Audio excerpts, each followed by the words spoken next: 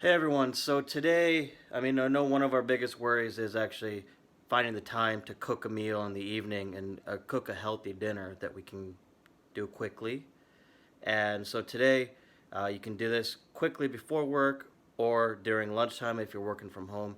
Takes about 5 minutes, and it's just a quick roasted chicken with a spice rub, and then just put it in the slow cooker and cook it all day. Here's a spice mix I'm going to be using. Essentially just got a couple teaspoons of coriander, a couple teaspoons of cumin, some garlic powder, some red chili powder, some salt, some Himalayan pink salt, some black pepper, and some Italian seasoning. And then on top of that, I'm just going to put a little olive oil onto it. And then I'm just going to mix that together. Okay, so after adding some olive oil to that, I went ahead and mixed that up. And then in the meantime, I also chopped some fresh veggies. Got some sweet peppers in there, some red onions, and some carrots. They just line the bottom of the large slow cooker pan. This is just to keep the meat from touching the bottom, and so that way it's not cooking its own juices and it gets soggy. Now, also I've got my chicken breast here.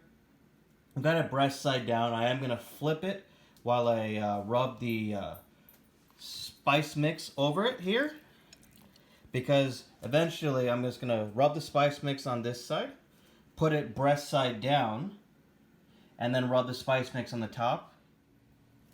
So I went ahead and did the spice rub on the chicken, did it on both sides. As you can see, it's generously applied to the chicken, breast side down, sitting right on top of those vegetables. So now all I gotta do is cover the chicken, put it on high, and for about 4 to 6 hours until the internal temperature is 165 degrees, and I know it's done.